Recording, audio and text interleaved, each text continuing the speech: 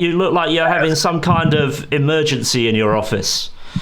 Well, there have been some wolves spotted around here, you know what I'm saying? So I had to put some caution tape up, right? Or there might be, just a holiday around here, and I'm a day late with taking out my decorations. Yeah, you know we're recording. You make your choice. We're recording the day after Halloween, so everything is all right. But we're talking about holidays.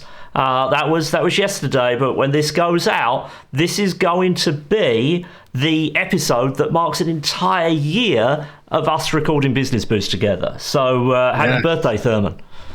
Happy birthday to you too, Nick. It's been a great year. Been a great year. And you know what else is celebrating a birthday? What's that? Microsoft 365 Copilot. So, when it became generally available, and then it wasn't quite generally available because most businesses couldn't actually get it, and there was the whole thing about that. But November marks the first organizations getting Copilot, and what a year it has been. I've spent a year enjoying Copilot. I've spent a year trying to convince you that you should also be enjoying Copilot, and I think I'm slowly getting there. I am making inroads on that, right? You are, especially since there's been a new development in SharePoint, which we'll talk about here in a later episode. But you might have finally got me, Nick. Yeah, there we go. That's all we needed. We needed a little bit of that Copilot goodness to come to SharePoint. And Mr. SharePoint is going to be right on that. So you heard it here, folks. Mr. SharePoint is maybe going to be getting a Copilot at long last. But you know what? I want you to be really careful when you do. Why's that?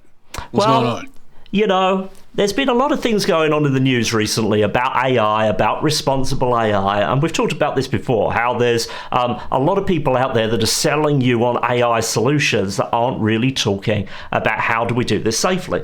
And one of the things that I found really interesting in the last week was this story popped up about AI-powered transcription tools being used in healthcare settings and them just making stuff up. And I think this is one of those things that can really bring this issue of AI safety and AI responsibility that we should all be thinking about when we start using AI home, because all of us go to the doctor and we would hate for our medical records to say that we had a disease that we didn't have, or that we said something in the meeting with the doctor that we didn't say. And so this is a really interesting kind of connection between the everyday stuff that we all do and how we should be responsible with this new technology in our businesses.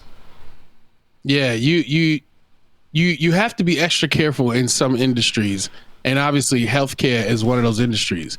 So it's, bringing the technology there, integrating it. But you, just like any other technology that gets into certain industries, while at large, it's like, take these safety precautions, whatever, where you kind of leave it in the hands of everybody. For instance, your password, it's left in the hands of everybody to make their own strong passwords. But when you get it into the hands of the professionals, they understand better than the average person why it's important to do certain things. So the next level in this case is the healthcare industry, the professionals inside of the healthcare industry. However they implement this stuff, they have to then bring their expertise to the table and their know-how to know, that this is important, that we keep this accurate. You know what I'm saying? So they're going to have, this is just one of the things that they're going to have a tough time with implementing because of things like this. What are you talking about? Inventing things no one has ever said. What are we talking about here? That's crazy.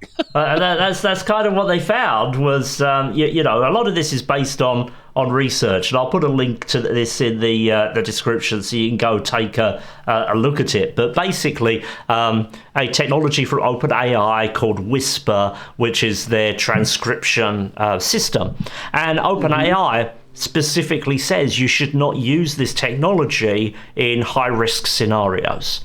And what was found was that sometimes if there was a period of silence, sometimes you go to the doctor and you'll be asked a question or you're talking about something, there might be a period of silence, when they listen to your breathing. You have to be quiet for a second, right, to let them do that. The AI would sometimes fill these periods of silence with things that no one said. And to be extra safe, the company provided this transcription, deletes the recordings as soon as they've been transcribed, so there isn't an original version to go back to and work out what was actually said. So an interesting story, but an interesting kind of picture of what can go on. But the reason that I think it's important to talk about this is, you might be rolling out AI within your business. You might be starting to use Copilot. You might have employees that are using AI. 78%, I think the last work trend index from Microsoft said, of employees who are using AI at work are bringing their own AI and might not want to tell you about it. So you might not even know that AI is being used in your business. So these principles about how do you do stuff safely, thinking about that. You wouldn't allow people to go out and use your company trucks unless you knew that they could drive safely. Right. You would check on that first. You wouldn't let them use tools or industrial equipment without understanding that they know how to do that safely. And yet we're in this situation where a lot of organizations are starting to use AI without really thinking too deeply about how do we use it responsibly and how do we keep everyone safe.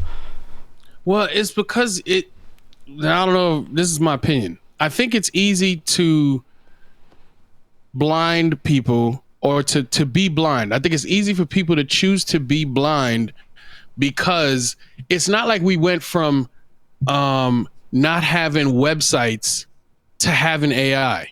If we didn't have all of this technology leading up to AI, people would be way more skeptical, in my opinion. Yeah. But you had all of this time to commoditize things like people using tools that allow them to make videos and publish them on the internet and, make them look cool. These are all people who before might have said something like, I don't know anything about technology. But you know a whole lot about technology now because of how easy it is to get powerful technology in your hands and then use it. So now, the slow, gradual transition that we got there through the 2000s and 2010s and all that.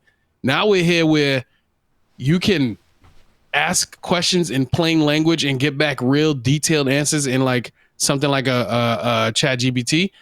That last year or the year before, whatever, when regular people got a hold of that, it wasn't like, oh no, this is sorcery. You know what I'm saying? It was like add on to what we already use. You know what I mean? So it becomes an easy transition. So now people don't see the danger. They see the excitement. They see how we can use it and to accelerate this and, all that other stuff. So in business, again, back to these professionals, IT professionals, wherever you are, you need to take the thing seriously because most people are not. They're going to do what they always do. Like I keep bringing up this thing with the passwords. There's a reason why people get hacked. There's a reason why people are still getting viruses. It's because the average person is not going to do what they need to do. So as a professional, you need to step in there and say the things that you're talking about, Nick. You've mentioned this before. If you hire some folks on the construction site, and this is a dangerous piece of equipment, you're not going to let the intern, or is it an intern? The journeyman or whatever you call it, the new person on the construction site, operate this machinery. I'm sure there's something somewhere that says they need to pass these checks before we let them operate this heavy, dangerous machinery. It's the same thing. It's just people are blinded now because it's just technology is so cool. You know what I'm saying? Instead of remembering that technology is also extremely dangerous, or can be, I should say. No, I think you're exactly right, and I think our perception of risk in the IT space is not where it should be, and isn't appropriate given the amount of impact that IT issues have on day-to-day life. I think we still see this as kind of a silly thing. The same thing we've talked about before of like you put out a job ad and you say must be experienced in using Excel. And what does that mean? and someone turns up and they're like, yeah, I looked at Excel once when I was in high school, I'm experienced in using it, it doesn't really matter. Can you imagine if the same thing was you needed to be a driver, you needed like a CDL license, and you were like, oh, you need experience driving a big truck, like, you know, yeah, I've looked at a big truck before, it'll be fine. No one would do that. You would be sued out of existence if you did that. And yet when it comes to IT, we do it all the time. And we've talked about this on the show before. And I think it's something that we should continue to talk about because it's just so important, particularly with this new technology that's coming along that is changing things, that is revolutionizing things. I know there are people on one side that say this is nothing, you know, like it's just all a hype. Well, you know, even if it's 90% hype and 10% something that's reality, then it's still having an impact, and we need to be concerned about it. We need to help them, and I think it's for all people that are involved in IT to have a basic understanding of what safety around these issues are. Even if you're not directly involved in implementing AI, this is important enough that you should have a basic understanding of the safety around it, in the same way that we would expect anyone in IT to have a basic understanding of something like password hygiene, as you've alluded to. Right. Yeah, very, very, very important. I wish there was a way. Well, there is a way where you can scare people into doing the right thing. I think because fear makes people move. So if you have passwords being jacked up, and like, let's say Target has a breach, and now you find out all of your information might have got exposed, maybe some email addresses, some phone numbers, whatever. When that happens, you don't really hear about the aftermath. You just hear that Target is now taking, you know, extra steps to do X, Y, and Z. Yeah. But there are people out there who might have been affected by it, where they, you know, somebody hacks their credit card now or something, and there's some weird charges coming up on their credit card or whatever, right? That's a problem, but not a humongous deal, because you hit up your credit card company, you tell them I didn't do this, they refund your money, you know, nothing crazy. But now, if we want to get scary, you know what I'm saying, let's think about these Tesla robots, right? I'm just saying, you get a Tesla robot. You just love a good Tesla robot. You get a Tesla robot. You know which robot I'd rather speak about, but I'm just going to talk about the Tesla robot. So the Tesla robot, because it's more realistic, it's here, or whatever, it's coming, right? Let's say you got to put a password on this thing. Or let's say you have to leave the house, and, you know, it's a regular thing. People can afford the robot now. You have to leave the house, and you leave the house with your kids in the house with your robot. You're not taking your robot with you. At least I don't think you are. So now you got kids at home. You got the robot at home. If something worries you, something happens, I think that will be enough to make you move in understanding the seriousness of something like protecting your password. You know what I mean? Like, let's say you got to put a password on the robot, and you don't, and then it gets hacked, and then it does something crazy while it's at home with your kids. I think that's enough to make somebody move. Fear, unfortunately, will make people move. Yeah. People just need to understand, look, this is important for you. It's as important as tying your shoelaces. But guess what? Tying your shoelaces is easy. Creating a password that's strong and then trying to manage it, yes, that's a little bit harder. But do it. You know what I'm saying? Because it's the things that can happen from having a weak password are a big deal. The things that can happen from having that weak password, getting hacked, your AI now doing something crazy, pretty big deal. And even in a situation where, if we go back to the article, it seems like, I don't know, the AI technology is an extrovert because it couldn't handle like it being quiet. I don't get that. You know what I'm saying? So it's making up stuff. You know what I'm saying? Yeah. And if you think about heart surgery, open heart surgery. A few months ago, my mother-in-law just had some bypass surgery, all this other stuff. Can you imagine the doctors having a meeting about this, the AI saying something that they didn't say, just creating stuff out of nowhere? This information gets passed on to the other team, the care team, maybe the daily care team, and they see something in there that, you know, checks out, sounds like it makes sense, and then they follow this just blindly, what can go wrong? Like things can go really, really wrong. You know what I'm saying? So I think that you just, I'd hate to get to the point where you gotta, you know, scare people. Some people need that.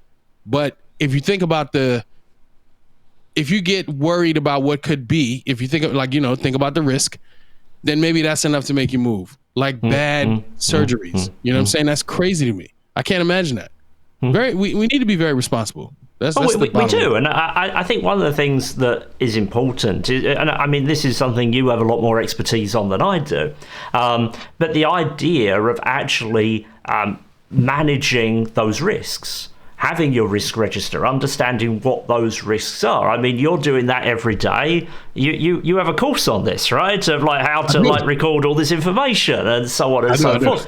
But that's only as good as the humans involved, their ability to identify what those risks are. Like, whether if you have a risk register that's a sheet of paper, that's okay. If you have it in Excel, that's a bit better. If you have it in SharePoint, that's the gold standard, right? But ultimately, I would agree. Yeah, how those things impact your project comes down to how good are you at identifying the right risks, and the tooling that you use to manage them only enhances the efficiency of that process. So those two things are not the same thing. Just introducing technology to that doesn't necessarily mean that you've identified the risks any better than you would have done if you weren't using the technology. The basic concept of understanding what can go wrong and then managing those things so they don't go wrong is a skill set that we need to bring into everything. And if we're going to be using technology in new and innovative ways, someone needs to say, stop, we need to understand what the risks are here and we need to manage them. And that's what you're helping people do with your training, and I'm sure you have a good insight into this. But even if it was just someone sitting with a piece of paper, that would be better than not doing it at all. Yeah, I agree. And you're absolutely right. I do have a course. We can put the link to the course in the show notes that shows people how to build a risk register in SharePoint. And I guarantee you it's 2 million times better than doing it in a spreadsheet. And definitely better than doing it on paper. But I think that the major thing here is, I already talked about fear, so people being scared, but also ease, right? A lot of people go with what's easy, and sometimes that gets you in trouble. If you think about when you get inside of your car, it's risky. If you get into a car accident, you might fly through the window or something, or hurt yourself or die, whatever. So what do? You put on your seatbelt. Your seatbelt is easy to do. You just grab it and swipe it across you and then click it. Creating a strong password is a little bit more involved. Remembering it, changing it, involved. You know what I'm saying? There's some more steps involved. Getting your hands on AI and understanding what's really happening, however you're using it, whether it's text-based or eventually with a robot or whatever.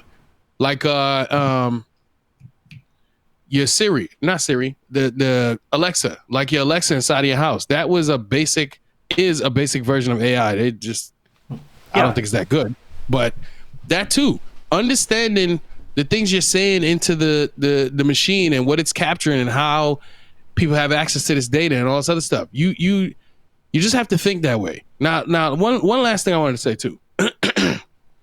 I've mentioned this before, but to your point, we need to mention the things that we mention on the show often. I believe, just like you have a finance department and you have operations and you have HR, there needs to be a brand new AI department. It doesn't need to be tucked away in IT, and it doesn't need to be one or two people.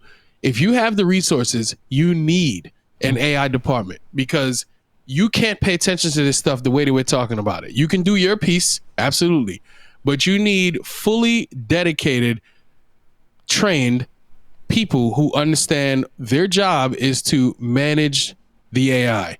What's on the horizon?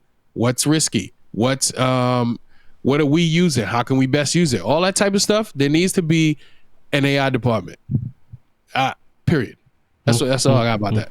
Yeah, I mean the adoption guidance for a product like Microsoft 365 Copilot, for example, will see organizations establish not necessarily a dedicated AI department, but at least some kind of steering group or committee that is put together with representation from across an organization to guide AI and to guide responsible use of AI within the organization, because that's going to be different for every single organization. Microsoft has standards around this. Google has a different set of standards it uses for responsible AI. It's pretty much exactly the same. It's just different ways of phrasing things and interpreting things. But certainly you should do that. I mean, on your side of things, you're seeing organizations come to you and saying, hey, we need training in how to manage these risks, or how to have the technical tools to manage these risks.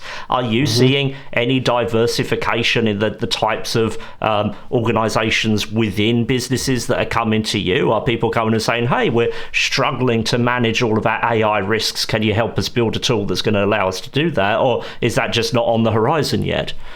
I haven't seen it. No, I haven't.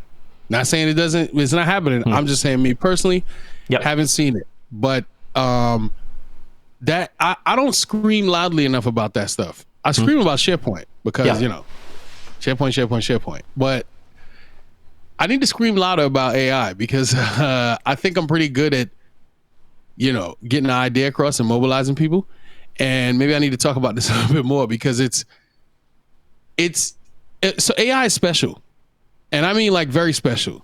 It deserves special treatment. It deserves special analysis, special implementation. AI is special. And that's just today, 2024. Can you imagine if you're running your business and your business is still up and operating and doing well in 2029, where the technology is going to be? Next year is going to be crazy. So imagine 5 years from now, or 10, 2034, AI, super advanced, still relying on the things that it relies on. So it still has security risks. Those security risks might become even more advanced. It's a lot going on. You know what I'm saying? Where you need to worry about someone possibly hacking into the shades that people are using to analyze. Like, I put on my shades and I can analyze this cup. I can tap my little button and I say, tell me where this coffee cup is from. I want to buy it. Oh, you're talking about sunglasses. I thought you were talking about window coverings. I was a little bit confused for a moment then. Shade. Oh, I said shades? Yeah. Sunglasses. I put these things on. I'm connected and I can use some AI to tell me, about the things that I'm looking at. These are pieces of technology that you need to, if you're going to have it come inside of your, it's going to be existing in your business. You need to account for this stuff. I mean, we've already seen it. I mean, maybe the thing that we can do to make this practical for people is flip it around and say, if you're someone who's responsible for rolling out these sorts of tools, and say last year you rolled out a new CRM system, a new finance system, a new ERP, whatever it would be.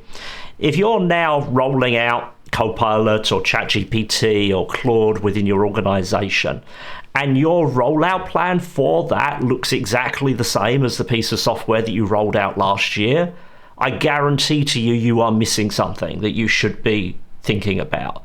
Because foundationally, these tools, when we talk about tacking on generative AI into things that we're doing day to day, and particularly giving access to all of our users to use it, are foundationally different to any other software that you will have rolled out previously, because we're moving from something where it's deterministic, where we can teach someone, hey, if you press this button, this will happen, and if you press that button, that will happen, to something that is probabilistic, where the skills needed are just guiding it to the right answer or the best answer that it's going to give. So I would say that if you're in a position of responsibility for this, and your rollout plan, your project plan, your risk register has not been updated since the last time you did this with a piece of deterministic software, then you need some help to get the right plan in place, because you are missing something in your implementation. Yeah, I agree. That's again to my point. AI is special. It's not It's just special. You can't treat it like it's like everything else. It is special. You know what I'm saying? In good and bad ways, but regardless, it's special. And ask for help. I mean, the thing is, like, those people who are in these positions of rolling out these software, you don't necessarily have the training or the experience or the knowledge to do this. And that's okay, because this is new. Your organization, as you are the IT department, suddenly you need to be experts on AI. That's not a reasonable ask either. And so asking for help is perfectly reasonable. This is new for everyone, including the people who have been involved in technology, because this is a different type of technology. So putting your hand up and saying, hey, I need help with this, I need some more training, I need some guidance, I need to go away and find some more out about this, that's something that everyone should be doing. And I don't think that should negatively impact anyone with a kind of technology title, because this is new. This is something everyone should be learning about. I agree completely. Most definitely. It is, I guess, interesting to see what it's going to be interesting to see what's going on here over the next few years and how this works. I'm staying optimistic, but definitely, not gonna. We'll keep doing this. We've done it for a year, so we'll keep doing this for a while and keep coming back to it and talking about it. So Therman, we've already talked about the risk register training that you've got, but how else do you want people to get in contact with you or talk to you? What do you want them to talk to you about? What have you got going on over the next couple of weeks? LinkedIn. I'm there on a regular basis. Shoot me a DM or just come over there and connect or follow, so that you can see the SharePoint tips that I put out, and let me spark your brain to see if and how you should probably be using SharePoint. Just holler at me on LinkedIn. Nick, what about you? What you got going on? Well, come to LinkedIn. You're already here. You're watching this, so you're looking at YouTube. So watch some videos here. But LinkedIn as well. I'm there pretty much every day, sharing some content over there. And if you want information on AI, if you want help with this, what should your plan look like? Drop me a message, see how I can help, because this is a real thing that people need help with, need support, whether it's just getting your executives up to speed on what AI is all about to add value within your organization, right the way down to giving your end users training on the practical steps they can do to make sure they're using AI responsibly. All of those things are important, and I can help you with all of that. Sweet. All right, Nick, this has been great. Yep. Great conversation. Happy 1 year anniversary. Yeah. Congratulations. And I'll see you next time for the start of year 2. Absolutely. All right. Take care.